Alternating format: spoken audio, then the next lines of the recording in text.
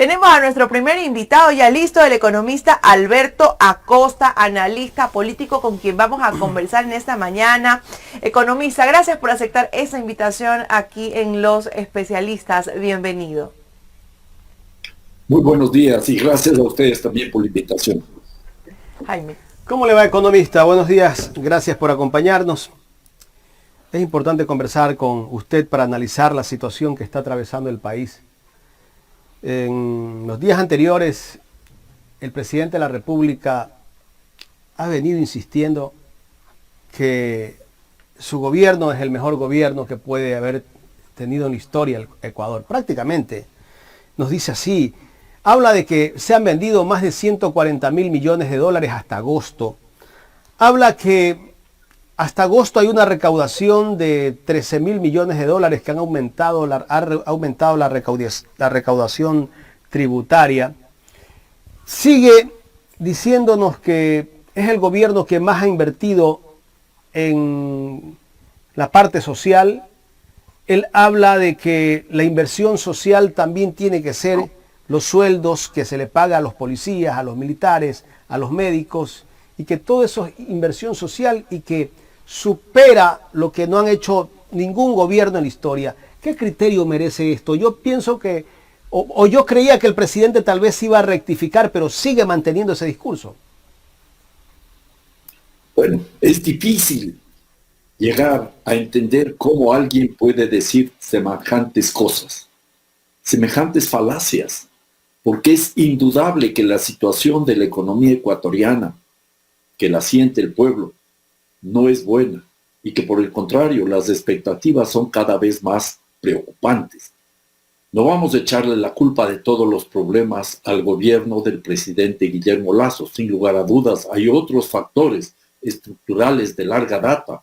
Hay temas heredados de los últimos gobiernos y hay problemas que tienen que ver con la pandemia que todavía nos está afectando y por supuesto con la grave situación económica a nivel mundial exacerbada por muchas razones, sobre todo últimamente por los efectos de la invasión rusa a Ucrania y las respuestas de los países del mundo occidental. En ese contexto hay un ambiente muy preocupante que debería ser analizado y considerado por el gobierno y por la sociedad, pero de ahí a llegar a aceptar aquellas visiones triunfalistas, exageradamente positivas del presidente Guillermo Lasso, hay un abismo. Yo me pregunto, ¿será acaso que el presidente Guillermo Lasso está sufriendo de una suerte de época?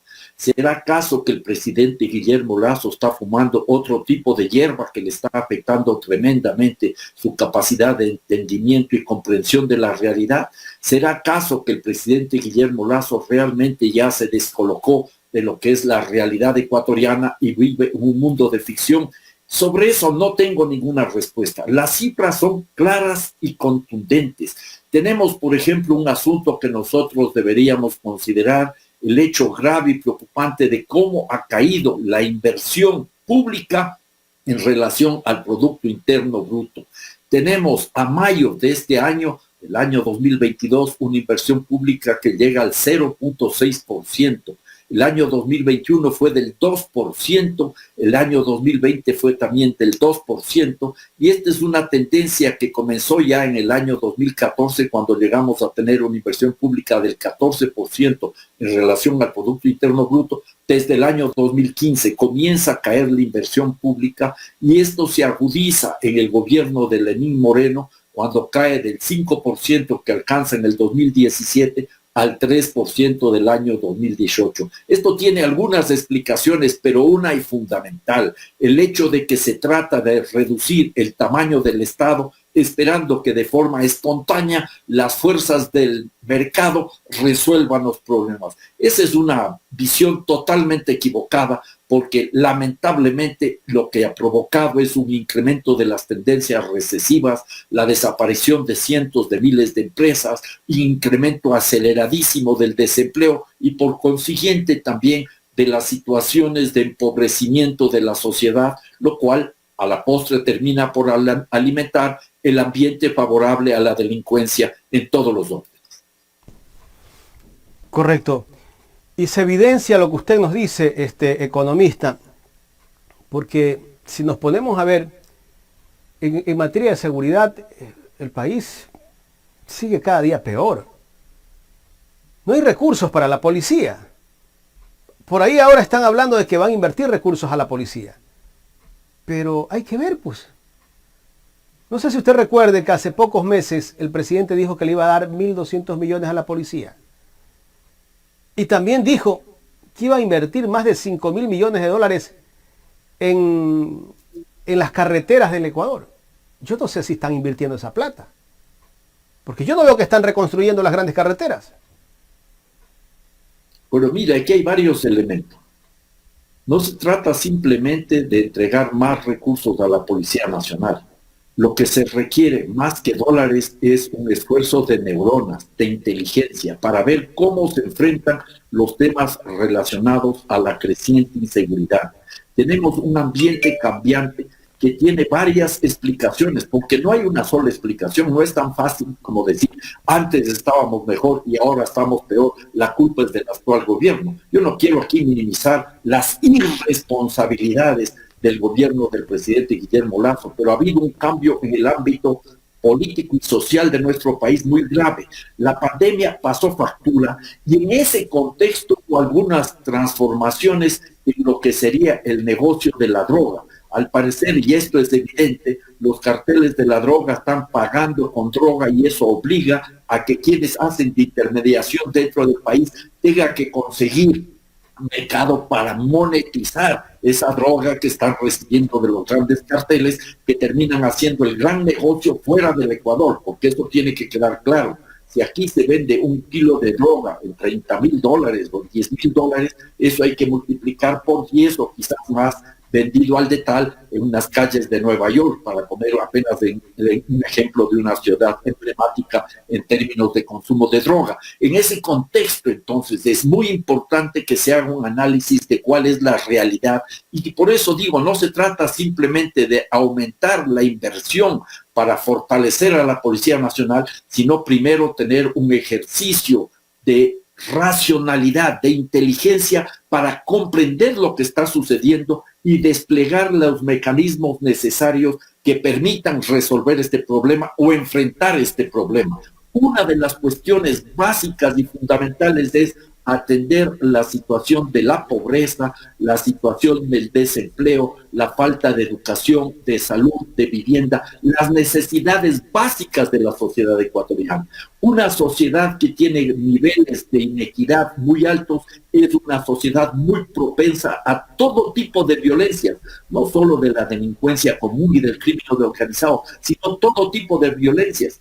Vemos que los países con mejores niveles de equidad social, menores diferencias entre ricos y pobres, son los países que tienen una mayor estabilidad social y menor inseguridad.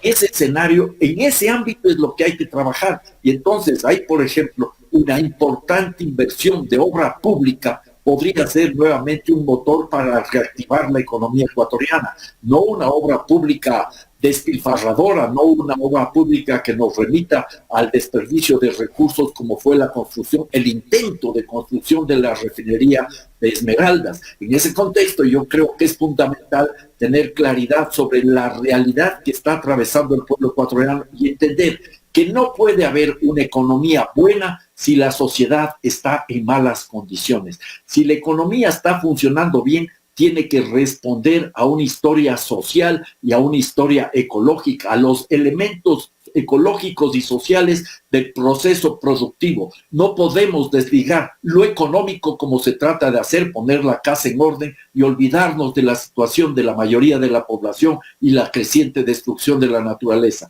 Esos tres elementos tienen que conjugar para encontrar respuestas adecuadas que nos permitan enfrentar estructuralmente, inteligentemente el tema de la inseguridad.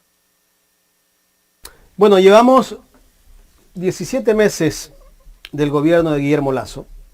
La gente esperaba un cambio, esperaba que el país mejore, porque veníamos de un gobierno como el de Moreno, que comenzó pues prácticamente a destruir todo lo que había, e incluso las instituciones, como el tema de las cárceles.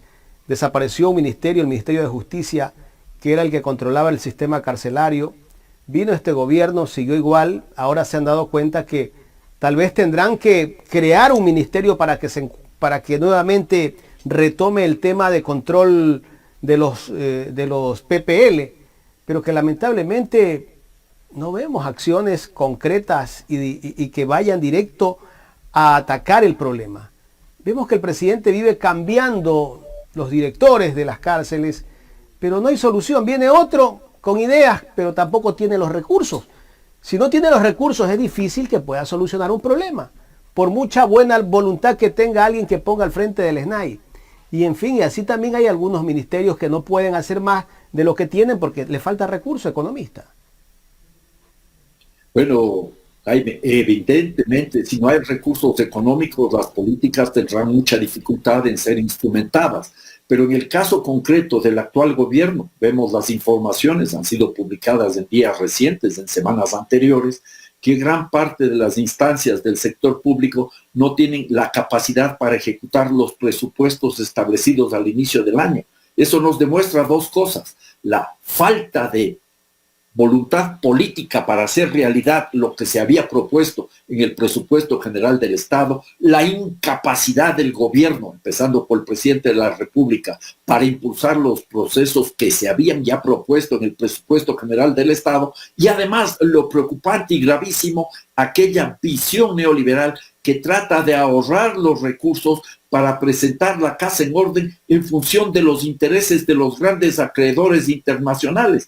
Porque aquí no nos debemos olvidar de algo. El gobierno dice que ha conseguido una importante recaudación tributaria. Sí, es una importantísima recaudación tributaria, gracias también a aquella ley que entró por el Ministerio de la Ley con la complicidad del correísmo hace un par de meses atrás. Eso tiene que quedar claro. También hemos recibido en los últimos meses importantes ingresos petroleros, o sea, que por el lado de los ingresos el gobierno ha tenido un aumento notable de los recursos que permiten tener una reserva monetaria internacional que está bordeando seguramente los 9,000 millones de dólares. Pero por el otro lado, ya mencioné al inicio de mi intervención, ha venido cayendo de una manera acelerada la inversión del sector público. Esto provoca una menor actividad económica, desacelera el aparato productivo y las consecuencias están a la vista. Tenemos una casa en orden, entre comillas, para presentar en el mercado financiero internacional frente a los acreedores de la deuda,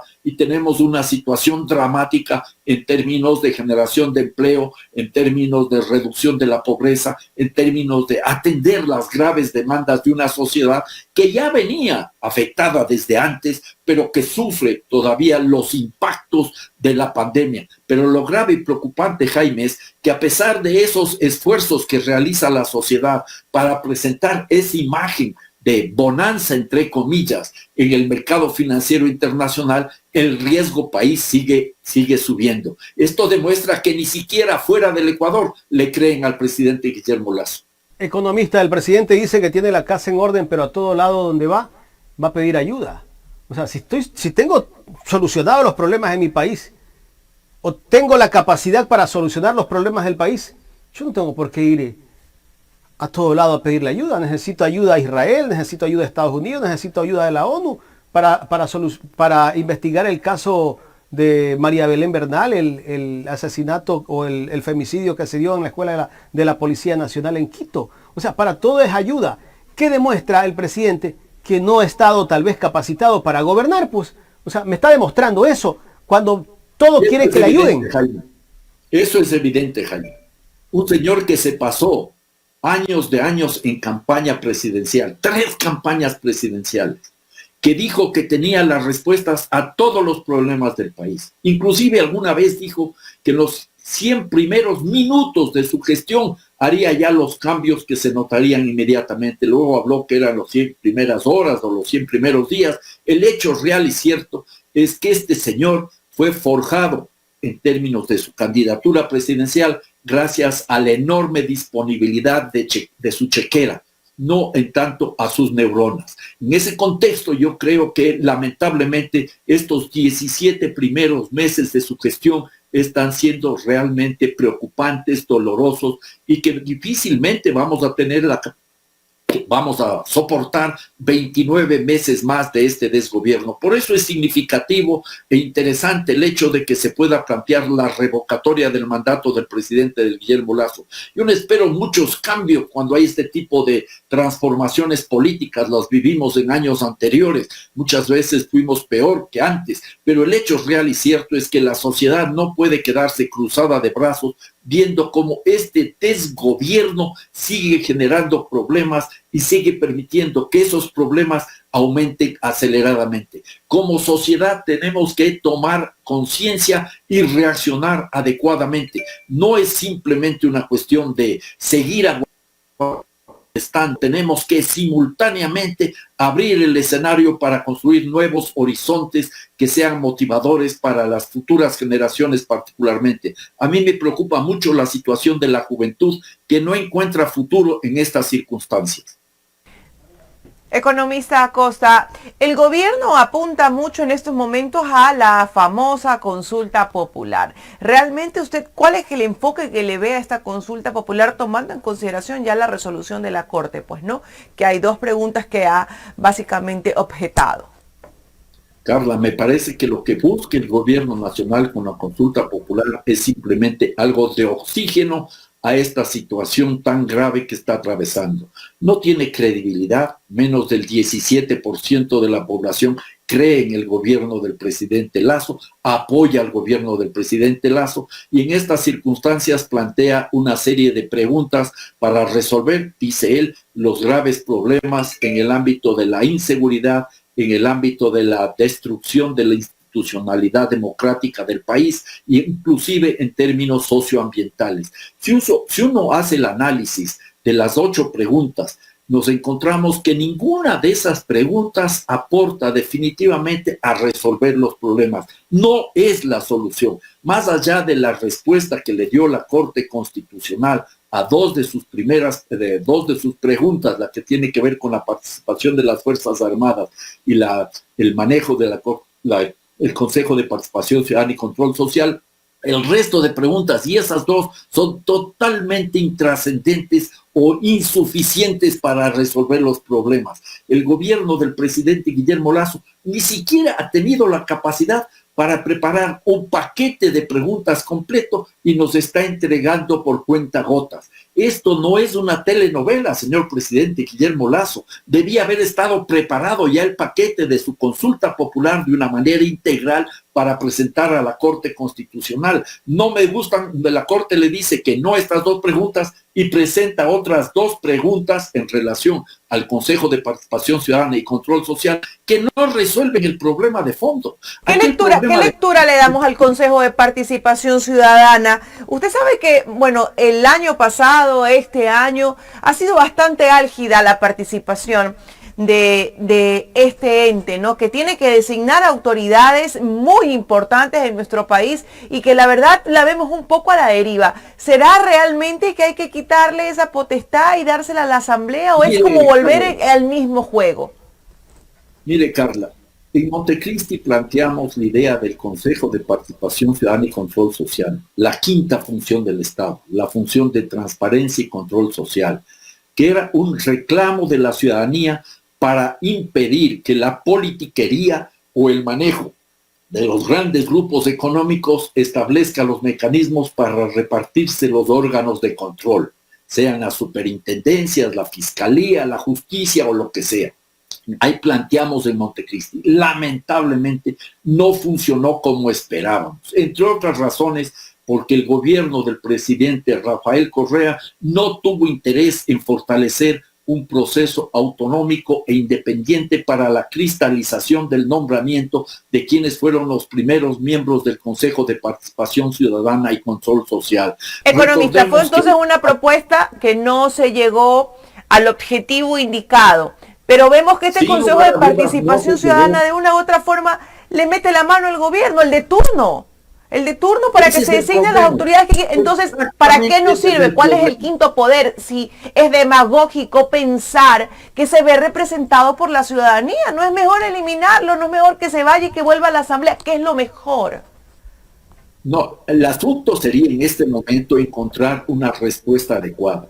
El Consejo de Participación Ciudadana y Control Social, en el cual han metido mano los gobiernos, desde Rafael Correa, Lenín Moreno, y ahora intenta hacer Guillermo Lasso, que inclusive propuso en su pregunta, que falló en la Corte Constitucional, un aumento del hiperpresidencialismo, no funciona como está planteado. Pasar esto a la Asamblea Nacional es retornar al pasado. ¿Cómo se arreglaban en el pasado? Los partidos políticos más fuertes se distribuían las distintas instancias del control del Estado. Por ejemplo, el Tribunal Supremo Electoral, el Consejo Nacional Electoral ahora, era compuesto por los partidos políticos mayoritarios, o sea, que los gatos controlaban la despensa para que nadie se robe el queso, y ellos terminaban robando el queso y todo lo que había en la despensa. Eso lo vivimos. Ahora habría que pensar en una alternativa. Ya tenemos un Consejo de Participación Ciudadana y Control Social y la Asamblea Nacional. El Consejo de Participación Ciudadana y Control Social podría y debería, creo yo, hacer el ejercicio de selección transparente, participativa, con una intervención directa de la ciudadanía, de las personas que conformarían las ternas a las distintas instancias de control del Estado, y luego la Asamblea Nacional podría ser la encargada de elegir quién de esas ternas va a pasar a dirigir los distintos estamentos del control del Estado ecuatoriano. Esta sería una fórmula intermedia, pero vemos que en el fondo lo único que se quiere aquí es buscar mecanismos para que la Asamblea Nacional sea la que vuelva nuevamente a controlar a las instancias, valga la redundancia, de control del Estado. Y eso es lo que va a seguir generando problemas y dificultades. Uno de los temas que nosotros tenemos que resolver como sociedad es la conformación de instancias autónomas, independientes, que nos garanticen que los entes de control sean realmente responsables frente a la ciudadanía y no sean simplemente bandas de transmisión de los intereses del poder político o de los poderes económicos. Economista, pero ¿quién pretendió casi que, bueno, cuando les interesaba cambiar todo lo que había en el Ecuador? Recuerde el 7 veces sí que finalmente Moreno terminó aprobando esa consulta gracias a que todos se sumaron a ese 7 veces sí, y luego pusieron a un Consejo de Participación Ciudadana transitorio donde estuvo el señor Trujillo, y que después la Corte Constitucional santificó todo lo que había hecho Trujillo y puso allí que no se podía revisar nada de lo que había hecho ese Consejo Transitorio. Cuando les conviene darle los poderes al Consejo de Participación Ciudadana, o cuando quieren hacer algo que les conviene a los que están de turno, pues hay que darle todos los poderes al Consejo de Participación Ciudadana. Pero ahora, como ya no queremos porque no tenemos la mayoría, vámonos para que la Asamblea los nombre. Pero si la Asamblea no los puede nombrar, no se ponen de acuerdo, pues el presidente tiene la potestad para en 30 días nombrar a todas las autoridades de control que él quiera. Bueno, al parecer, Jaime, esta parte final, ya no estaría posible, porque la Corte Constitucional le dijo al presidente de la República que eso no va, y por eso están planteando estas dos preguntas adicionales, una de las cuales es para ver quién nombra a los miembros del Consejo de Participación Ciudadana y Control Social, y otra para quién nombra a las personas que van a estar al frente de las instancias de control. Y en ambos casos llegamos nuevamente a la Asamblea Nacional. Con esas preguntas, con esa propuesta, no resolvemos los problemas de fondo. Ahí tenemos varias cuestiones que habría que resolver. Uno, cómo hacer que funcione efectivamente el Consejo de Participación Ciudadana, en tanto una instancia que garantice que la ciudadanía sea la que intervenga directamente en la selección y clasificación y impugnación de las personas que puedan ir a las ternas, y que luego sea, por ejemplo, la Asamblea Nacional. Volvemos a lo mismo, pero con un filtro anterior que permitiría tener una suerte de control ciudadano para que no sea lo que vivíamos anteriormente, lo mismo de siempre. En ese escenario no creo que la gran solución sea por ahí. El Ecuador, Jaime y Carla, lo que requiere es construir instituciones sólidas, instituciones democráticas que funcionen adecuadamente. Hay que garantizar de alguna manera, por ejemplo, y para mí eso es clave y fundamental, la independencia y autonomía de la justicia. Si queremos enfrentar a la delincuencia, al crimen organizado, al narcotráfico, a tantos problemas que está atravesando la sociedad ecuatoriana, uno de los primeros pasos que hay que dar, además de atender los aspectos sociales de inequidad, de pobreza, de miseria, es el de tener por fin una justicia independiente y autónoma. Lamentablemente, el presidente Rafael Correa, en el año 2011, con la autorización del pueblo ecuatoriano, en una consulta popular mañosa también, metió la mano en la justicia y nos quedamos sin la posibilidad de tener por primera vez en la historia del país una justicia independiente y autónoma, tal cual se planteó en Montecristi. Yo creo que son los temas de fondo, pero lamentable es ver que en el Ecuador nos quedamos discutiendo cuestiones puntuales y no resolvemos los temas estructurales. Economista, el 13 de octubre el ministro de Economía, Pablo Arosemena, viajó para reunirse con la directora del Fondo Monetario Internacional para revisar un poco los avances del programa económico que terminarían a finales de año.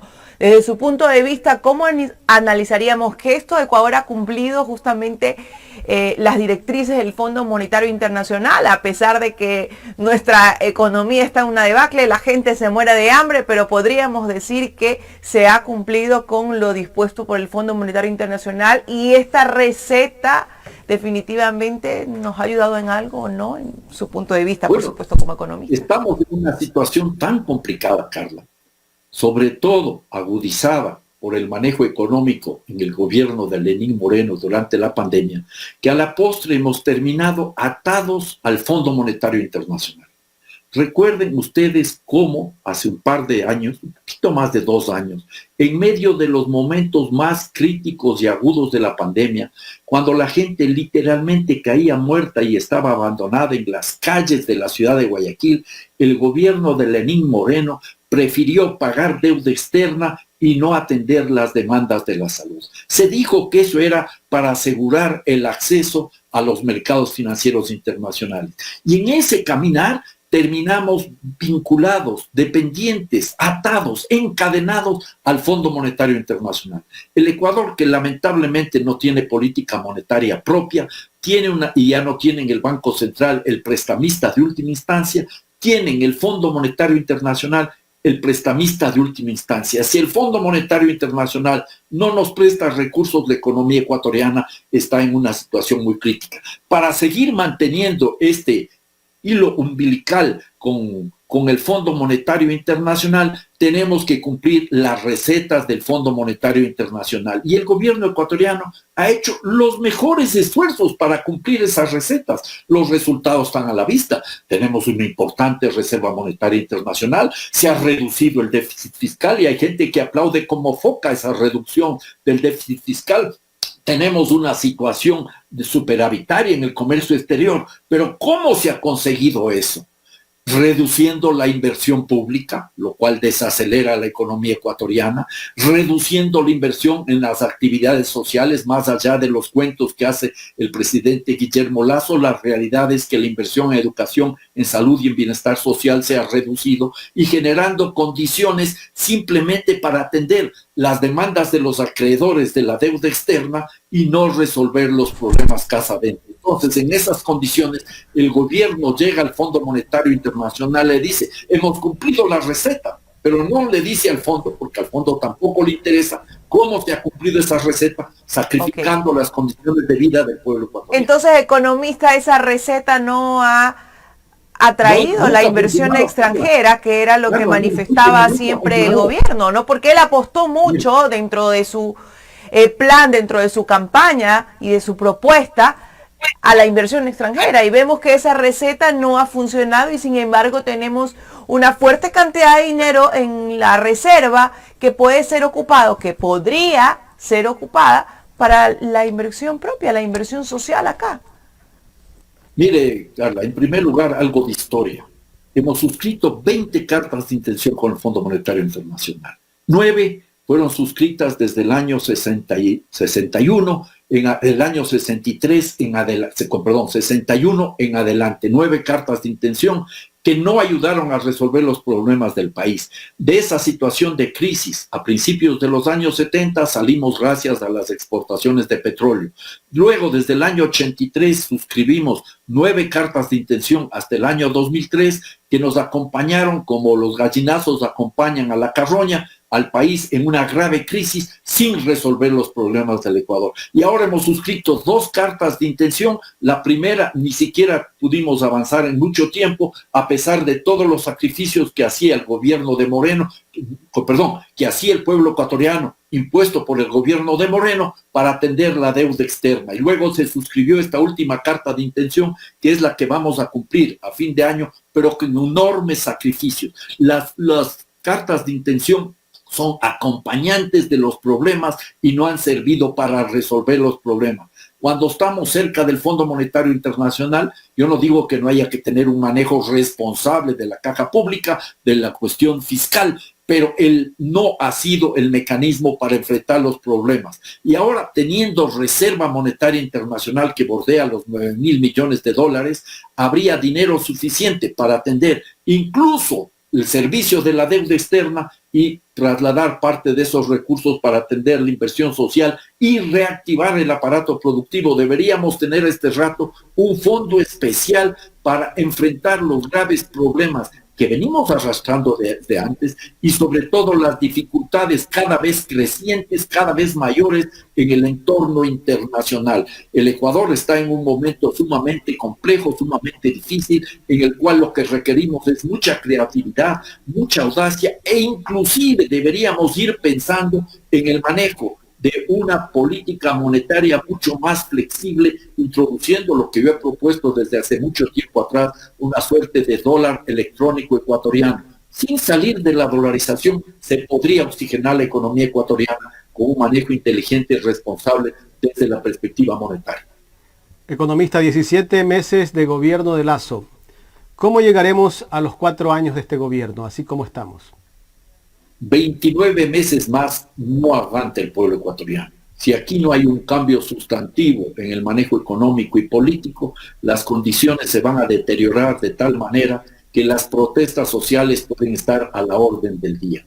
El gobierno del presidente Guillermo Lasso me parece que no entiende realmente cuál es la gravedad de la situación y no le voy a pedir este rato que tenga la capacidad para enfrentarla porque no la ha tenido en los 17 primeros meses, a pesar de que estuvo, como ya lo mencioné anteriormente, muchísimos años en campaña electoral. El pueblo ecuatoriano es el que tendrá la respuesta si quiere aguantar 29 meses más de este desgobierno o vamos a tener la posibilidad de impulsar cambios profundos, indispensables, que son cada vez más necesarios. Aunque él ha dicho que, bueno, en la entrevista que le dio a Carlos Vera, que las encuestas le importan un pito, porque sabemos que tiene el 14% de aprobación en la última encuesta que presentó Market.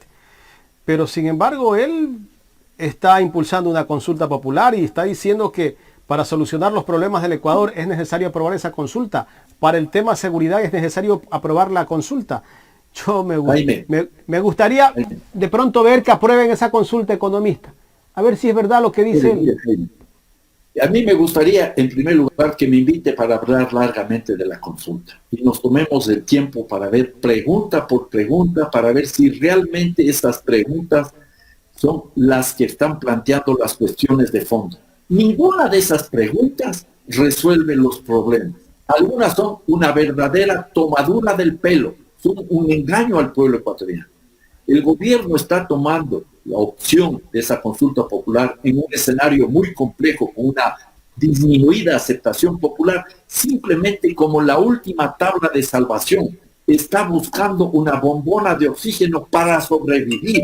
Esa es su opción. Nos plantea una serie de preguntas que no resuelven los problemas, que son un engaño a bobos y que creo que deberían ser leídas con mucho detenimiento por la sociedad y no caer en la trampa de esas preguntas mañosas. Y esta sería entonces una magnífica oportunidad para decirle masivamente no al desgobierno del presidente Guillermo Lasso. Economista, quiero agradecerle por haber aceptado dialogar con nosotros aquí en Ecuador en Directo. Muchísimas gracias. Yo les agradezco a ustedes. Para mí siempre es un gusto y seguiremos conversando las veces que sea necesario. Gracias al economista Alberto Acosta, expresidente de la Asamblea Constituyente. Aquí en el programa Los Especialistas hemos hablado de varios temas, coyuntura política, económica,